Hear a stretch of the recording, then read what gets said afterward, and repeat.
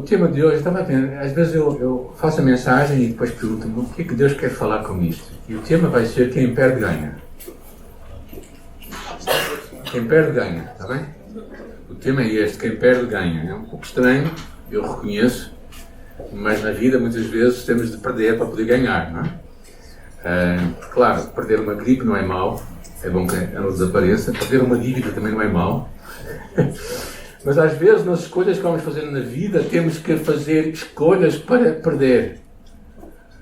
Eu devo ter enviado para o e-mail do multimédia, não é?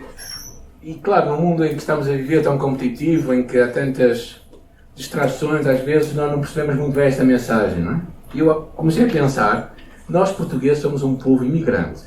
Não sei se vocês sabem isso, temos aqui alguns imigrantes, mas pessoas que vieram para Portugal. Mas nós temos, no mínimo, 2,5 milhões de portugueses fora de Portugal. Ou seja, supostamente temos mais um terço da população portuguesa está fora de Portugal. Está em países como o Canadá, como os Estados Unidos, como o Brasil, também temos lá portugueses, como a África, em muitos países, não é? E hoje teremos entre nós cerca de 1,5 milhões de estrangeiros. Quantos estão aqui, estrangeiros? Ok, vocês fazem parte de 1,5 milhões. Mais ou menos, que será o que se for. E talvez tu te perguntes, eu pergunto muitas vezes, e talvez não é difícil responder, porquê é que pessoas imigram? Normalmente para buscarem uma vida melhor, buscarem, de alguma forma, algo que não encontram no seu país de origem. Pensam que ao ir para aquele lugar vão verdadeiramente ganhar algo, não é? Para melhorar a sua condição de vida, para melhorar a si próprio. Mas a história da família de hoje que vamos estudar, ela fez precisamente o contrário. Ela saiu de um lugar muito bom e veio para um lugar muito mau. Ou melhor, um lugar que ele nem sabia qual era. Qual é a família? E gente que já está a pensar. Abraão e a sua família.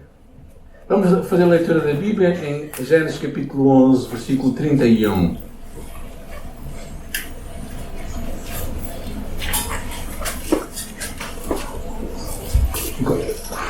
Onze, 31 e depois passamos para o capítulo 12, versículo 1 até o versículo 10, primeira parte. Quem encontrou diz graças a Deus. Ok, graças a Deus. Quem não encontrou, olha, continuem. E dê graças a Deus também. Terá tomou seu filho Abraão, seu neto. Podemos ler aqui. Seu neto Ló, filho de Harã, e sua nora Sarai, mulher de seu filho Abraão, e saiu com eles de Ur dos Caldeus, a fim de ir para a terra de Canaã. Foram até Harã e passaram a habitar ali. E o Senhor disse a Abraão, sai da tua terra, do meio dos teus parentes e da casa do teu pai, para a terra que eu te mostrarei, e farei de ti uma grande nação, e te abençoarei.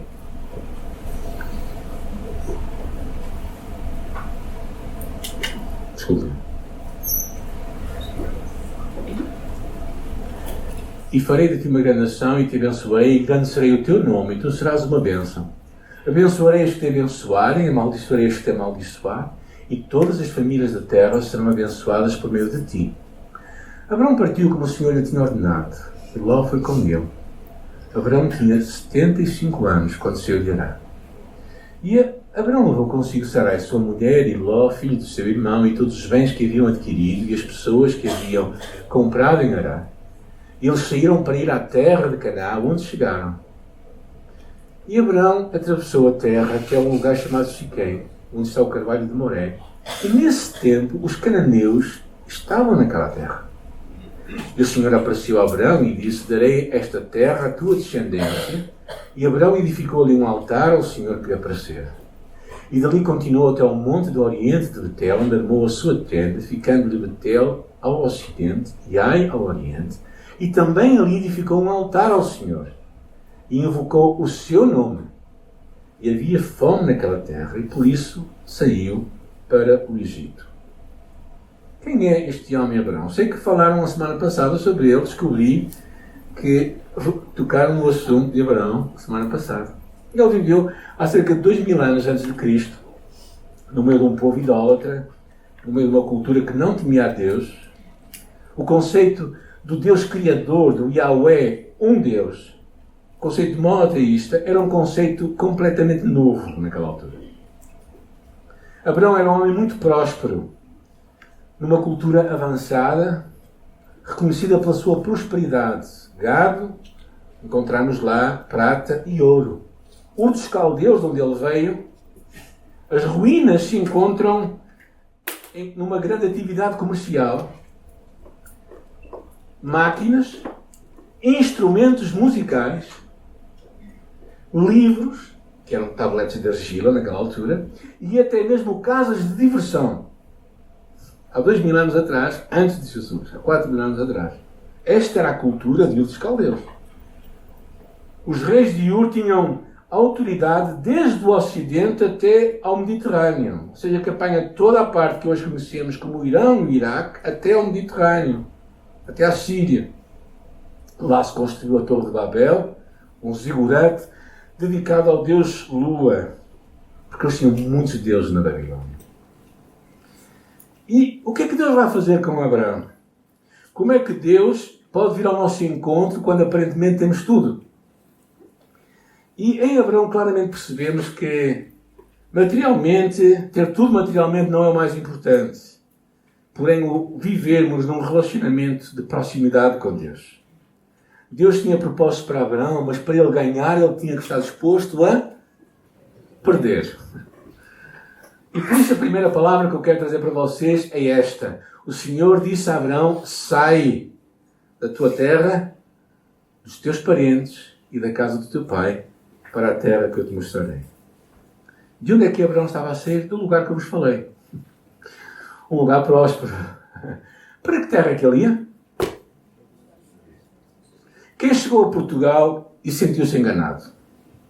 Desculpem, assim, em confidências, que alguns sentiram-se enganados, não é? Às vezes as pessoas pintam o país para nós queremos vir de uma forma um tanto fantasiosa, não é?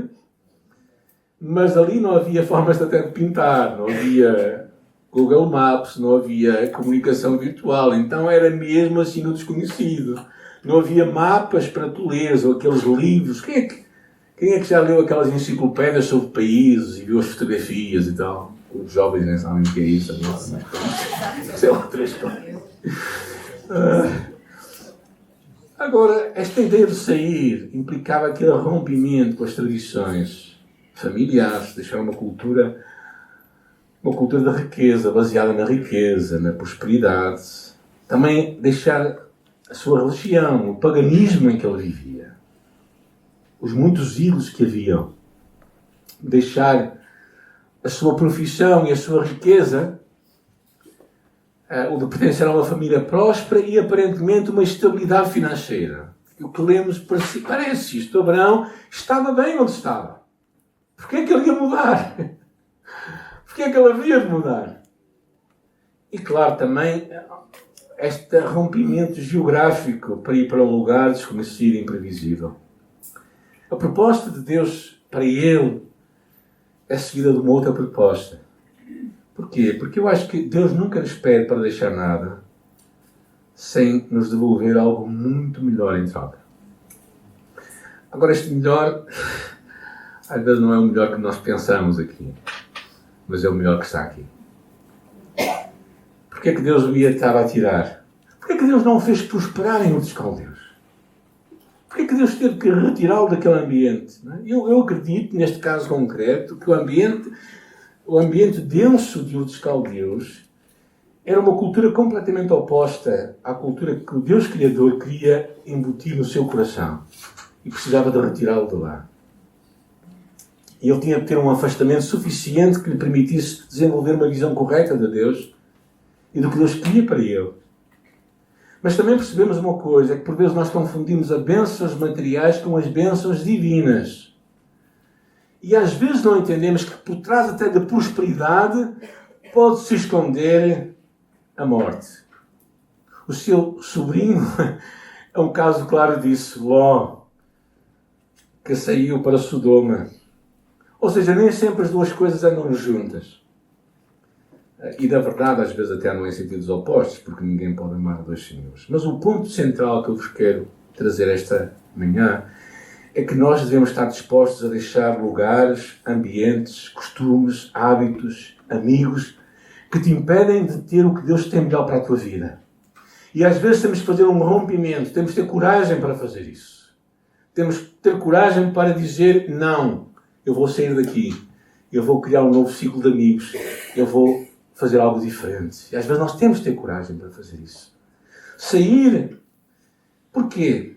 Porque ninguém pode permanecer num ambiente de pecado e não ser incólume, sem se contaminar. Esta é uma das mentiras que Satanás põe muitas vezes na nossa mente. Que tu e eu podemos estar em ambientes declaradamente de pecado e nós não vai acontecer nada connosco. Não, isso não é verdade. No mínimo acontece com a nossa mente. Porque aquilo vai nos afetar bastante.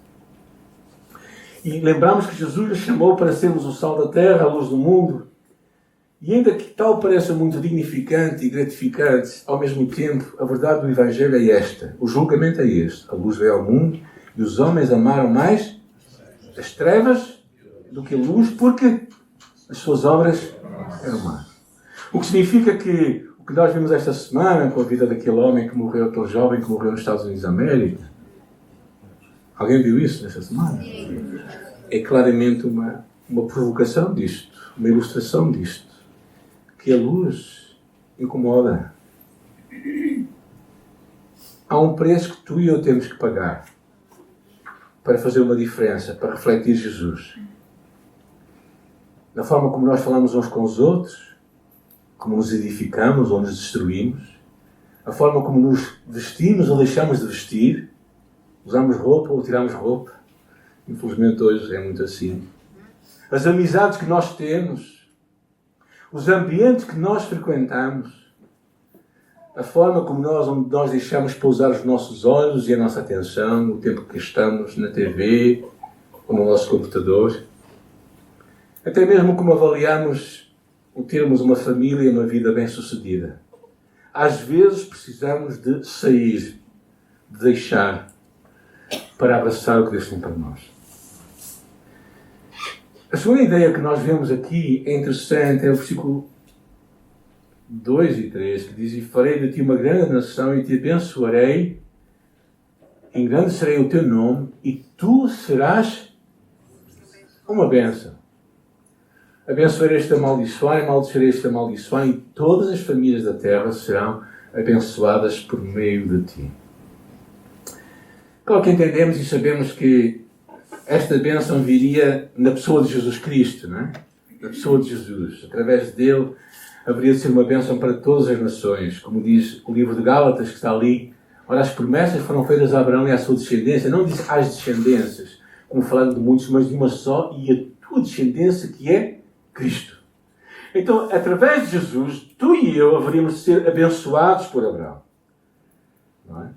E o que é interessante aqui é que diz... Ele fala a ele, e tu serás uma bênção.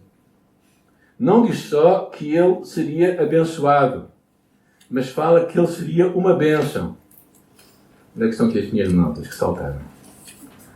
Que eu acho isto muito interessante, que é nós pensarmos que Deus nos chama para sermos bênção, mas tudo começa com Jesus. Um relacionamento pessoal com Jesus. A Bíblia fala assim que todos quantos o receberam, deu-lhes o poder de serem feitos filhos de Deus. A menos que tu entres neste relacionamento com Deus, neste relacionamento com Jesus, a menos que Jesus seja o teu Senhor e Salvador, tu nunca poderás ser uma bênção. Da perspectiva bíblica. Poderás ser uma bênção para a vida de gente, claro que sim, porque Deus pôs em cada um de nós a sua imagem, até mesmo aqueles que não conhecem Jesus. Têm um pedaço da imagem de Deus. Mas quando tu queres ter estas bênçãos que vão durar para sempre, é só através de um relacionamento com Jesus.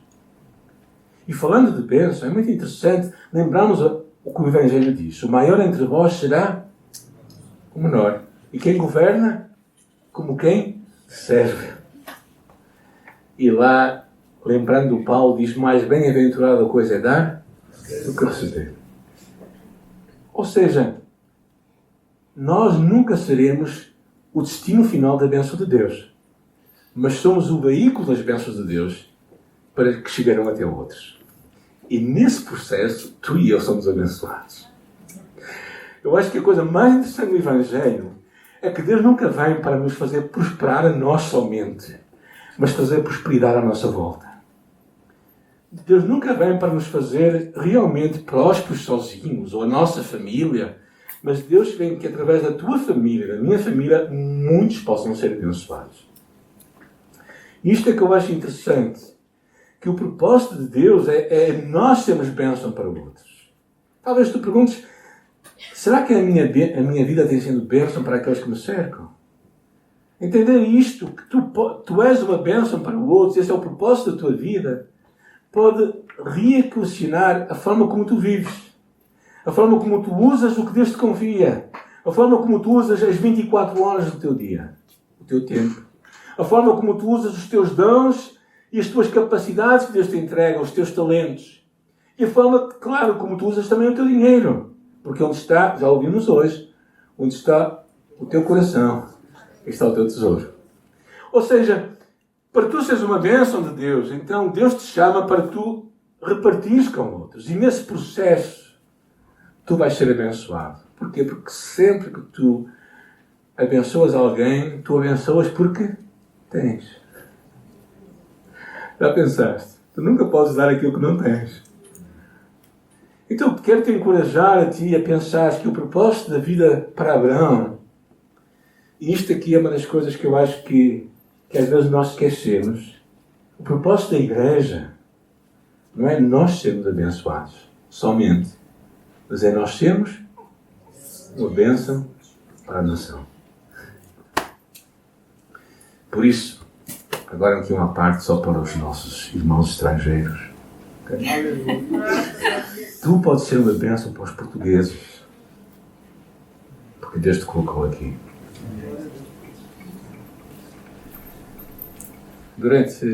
Às vezes, encontro missionários que ficam frustrados com as experiências missionárias e começam a falar mal do povo onde estão. Como é que tu vais abençoar um povo do que falas mal?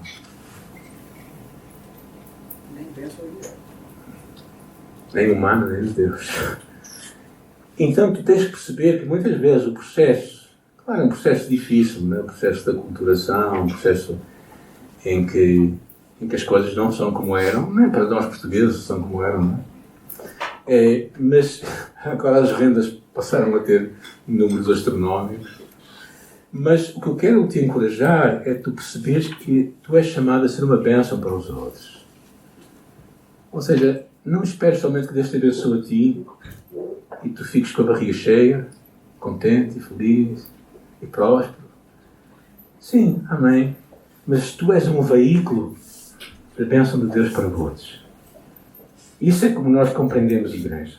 O que é interessante, no texto bíblico diz assim: e Abraão partiu como o Senhor lhe havia ordenado e Ló foi com ele. Obedeceu prontamente. Eu acho isto tão significativo e tão incrível. Não é? Como é que ele é tão pronto em obedecer? E claro, ele leva Ló. Isto aqui é um parênteses que eu faço, não é? E na verdade Ló vem-se a tornar uma pedra no sapato dele por várias vezes.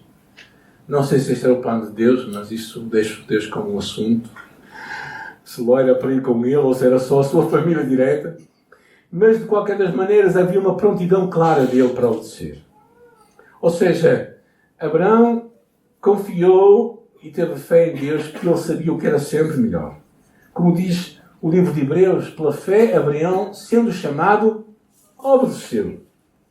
Indo para um lugar e saiu sem saber para onde ia. A minha pergunta para ti e para mim é: qual a tua prontidão a obedecer a Deus? Quando Deus fala contigo. Enquanto ouves esta mensagem, talvez Deus traga algumas coisas ao teu pensamento. Por exemplo, o teu tempo a sós com Deus. Será que estás a ter esse tempo com Deus? Tu percebes que precisas de retomar esse tempo com Deus? Por exemplo, a restauração de um relacionamento. Perdoares alguém de coração. Alguém que te magoou. Também pode ser relembrar-se, de repente Deus está-te a lembrar um voto que tu fizeste a Ele. E tu dizes, eu vou deixar para mais tarde. Vou pensar no assunto. A obediência de Abraão foi pronta. E foi uma obediência, gente, que foi uma mudança de vida. Sério. Foi uma mudança de vida. E ele saiu do bem bom para ir para algo que ele não conhecia. Quem faz isto? Ou alguém com muita fé naquilo que nos chama. Mas o que é interessante é que a obediência nos leva para lugares inesperados. Não sei se alguma vez estudaram ou ouviram aqui. Deixa eu ver se eu consigo. Como é que está aqui? Não tem. Pronto. Mas aqui está, aqui embaixo, conseguem ver, Ur dos Caldeus. Este foi o lugar onde ele saiu. Aqui embaixo de tudo, do lado direito. E depois ele foi lá para cima, onde está Ará. Ficou lá um tempo, lembro que foi o que nós lemos, foi o princípio de tudo. E de repente ele desce e vai para Siquém. E de Siquém desce até Betel, e Betel até Neguev. Que antes de chegar ao Egito, o Egito está aqui do lado esquerdo, onde está ali Zoar. Esta foi a viagem de Abraão, a sua família. Agora, vamos ver isto por passos. Primeiro, e ele ia para onde? Para uma terra que Deus lhe dava. Mas quando ele chegou a Siquém, quem é que ele encontrou? Alguém pode ler o versículo 6?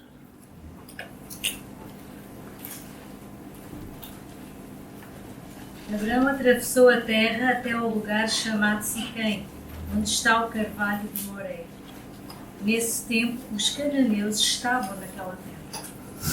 Ele chegou a uma terra que já estava ocupada pelos cananeus. Então o que é que ele fez? O que é que ele fez? Ele saiu. Lemos, não sabemos quanto tempo é que ele ficou ali. Não lemos, não sabemos. Mas lemos que ele foi até Betel. E Betel significa casa de Deus. O mesmo lugar onde o seu neto, Jacó, havia de ter aquela visão daquela escada que ia para o céu. Mas ele não ficou ali, pois não? Ele foi, diz o versículo 9. Alguém pode ler o versículo 9? Depois disso, Abraão prosseguiu seu caminho, ainda seguindo para Neguev. Neguev significa lugar árido e deserto. Para quem tem riqueza e animais, se calhar não é lugar para ir. Mas o pior é o que acontece a seguir. Versículo 10, a primeira parte. Alguém pode ler? Havia fome naquela terra. Hã? Havia fome. Havia fome naquela terra. E logo a seguir. Então, mas isto é o que Deus está a prometer? Vocês percebem? Vocês percebem que é chegar a um lugar e dizer assim, olha, vem, eu tenho uma terra para ti, e tu chegas lá, está ocupada, e depois vais para o outro lado, e ficas lá, não sei por que razão, não sei o de Betel, na verdade, mas vai para um lugar que não era mais inóspito do que os outros, um lugar desértico. Neguev realmente é falado várias vezes nos livros proféticos, acerca das águas de Neguev, mas era um lugar basicamente seco e árido. Então parece que não faz sentido. Como é que Deus chama Abraão de um lugar próspero para levar para um lugar em que ele chega e as coisas parece que se vão ficando cada vez mais difíceis? Isto é prosperidade? Agora vocês não a pensar, mas isto é prosperidade? Sim, porque no deserto nós podemos encontrar Deus. E vamos encontrar Deus. E a vontade de Deus, que é boa, agradável e perfeita, nem sempre tem o sabor de mel. Às vezes, ela é dura. Mas ela será sempre no destino final, sempre será o melhor para nós. E às vezes nós temos épocas em nossa vida em que se calhar passamos em lugares assim, em lugares como Siquém, em lugares como Neguev, em lugares em que vamos atrás por causa da fome, passamos por um deserto e viajamos. Mas o que é interessante, que eu queria chamar a vossa atenção, é que nesta peregrinação de Abraão, o que é que ele faz? Agora estragou. Ajuda-me aí, por favor. Ajuda-me aí em cima, por favor. Pode ser, mas é só obrigado. Ok. É que, diz, vou ler o versículo 7 e 8. E então o Senhor apareceu a Abraão e disse: darei esta terra à tua descendência. E Abraão edificou ali um altar ao Senhor que lhe aparecera. E ali continuou até ao monte de Betel, onde armou sua tenda, edificando de Betel ao ocidente e ao oriente, e também edificou um altar ao Senhor. E invocou o seu nome. O que eu percebo em Abraão é a resposta de Abraão às dificuldades que ele enfrentava. Abraão sabia adorar a Deus. Abraão sabia que a forma dele responder a Deus seria essencial para que a prosperidade perdurasse. E cada altar para Abraão era um marco de fé. E lembrávamos que a caminhada não é meramente territorial, é algo espiritual profundamente. Cada altar nos lembra que precisamos consagrar cada passo a Deus. Cada altar nos lembra que a nossa vida deve ser marcada por gratidão e dependência constante. E por isso Abraão edificava altares para onde ele passava. Ao lerem o livro de Gênesis, encontram muitos altares que Abraão edificou. Ele juntava pedras e adorava a Deus.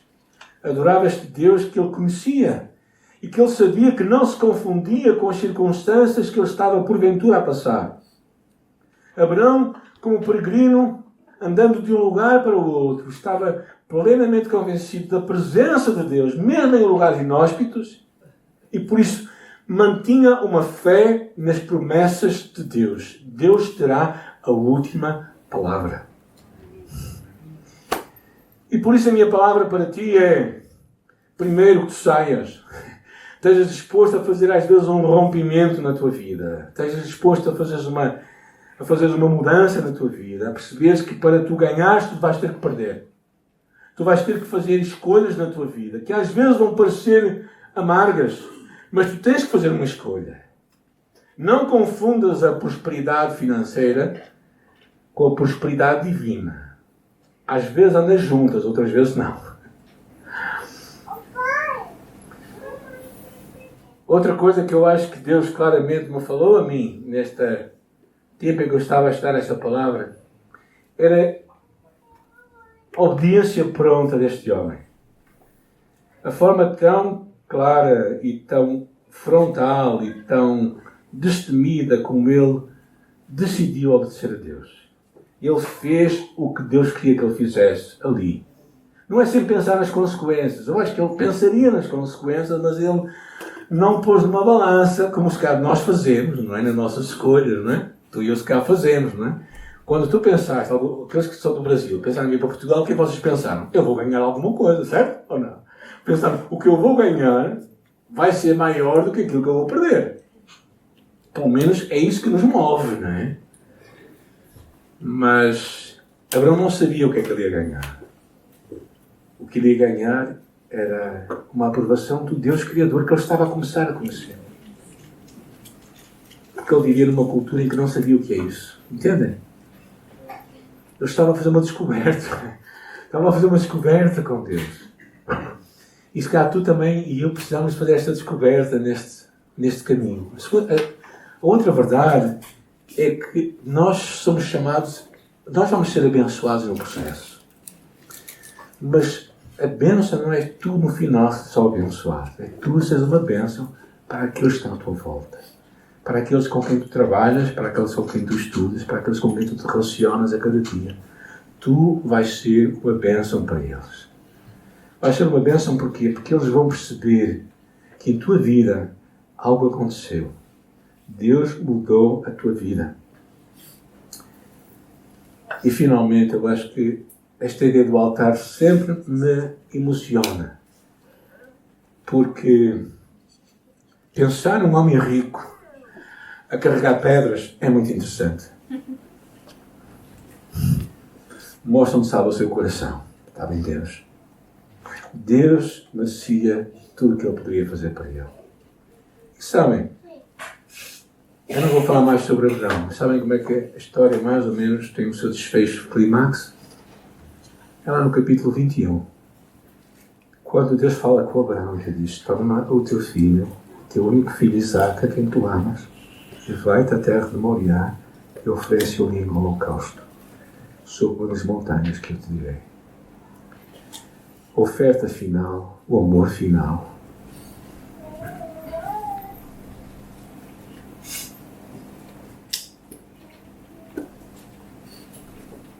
Deus queria saber onde é que estava Abraão no seu amor. E também na nossa vida, muitas vezes Deus vem ao nosso encontro e nos pergunta a nós: pega nisto e coloca sobre o altar e oferece-o a mim. Deus, mas isso não é razoável. Isso não vamos ser radicais. Não é? O radicalismo é para os muçulmanos ou para os extremistas. Não é?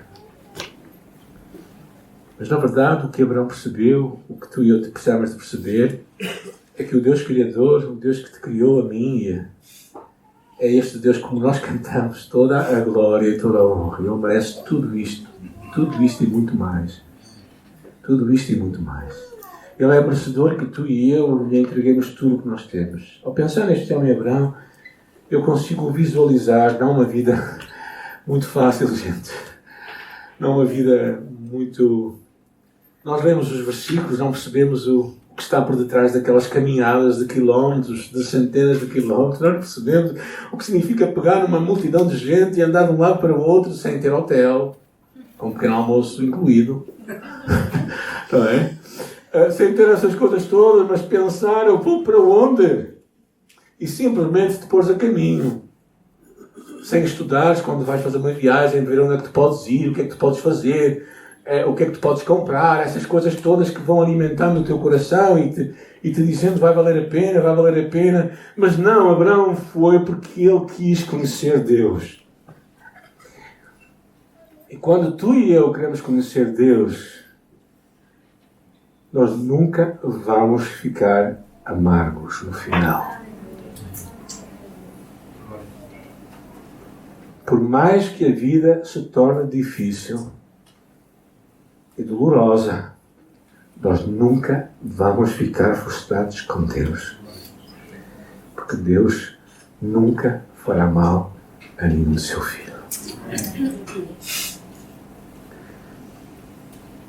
E eu gostaria de dizer, não vale a pena, não gostaria, dizer que a prosperidade é isto que eu não falei, não, a prosperidade é isto que eu falei. É tu encontrares Deus nos desertos da vida, nas alturas difíceis em que tu não consegues ter respostas para ti. É tu encontrares Deus ali também, no Negev. É tu teres experiências como o Betel, a porta de Deus, não é? A casa de Deus, um lugar onde ele reconheceu que Deus estava ali. Mas de alguma forma ele não sentiu paz para ficar. Ele teve que seguir. E seguindo foi atrás do prejuízo. Houve fome na terra. Ele teve que ir para muito longe, para o deserto, onde Deus havia de dizer que o seu povo, os seus filhos, haveriam de ficar lá como escravos. E ficaram lá 400 anos. Mas este é o Deus que vale a pena conhecer, que vale a pena amar. Não é um Deus pintado. É um Deus tal como Ele é. Nu e cru. Como nós dizemos. Não é? E por isso é isto que eu te quero apresentar nesta manhã. Que para tu ganhares, tu tens de perder. Mas no final de tudo, na aventura com Deus, tu sempre vais chegar ao final e ser grato a Deus. Uma das pessoas que marcou muito a minha vida e a vida da minha esposa foi o Russell. O Russell acabou de morrer há um mês atrás, com 97 anos de idade. Uma rica idade, não é? E com uma boa qualidade de vida, eu acho. Mas há cerca de 30 anos atrás ele perdeu a sua esposa, Margarida. A Margaret teve cancro nos ossos. E no final ela demorava muito a respirar. era cada vez mais difícil respirar, o sofrimento era cada vez maior. E numa altura eu estava a falar com o Russell, fui lá visitar, depois para o funeral, e ao falar com ele, disse: Russell, como é que tu conseguiste aguentar? Assim, a graça de Deus é maior do que as minhas dificuldades. E é isto que eu te quero dizer nesta manhã, não é? Que a graça de Deus é muito maior do que as dificuldades que tu possas passar, ou possas estar a viver no presente.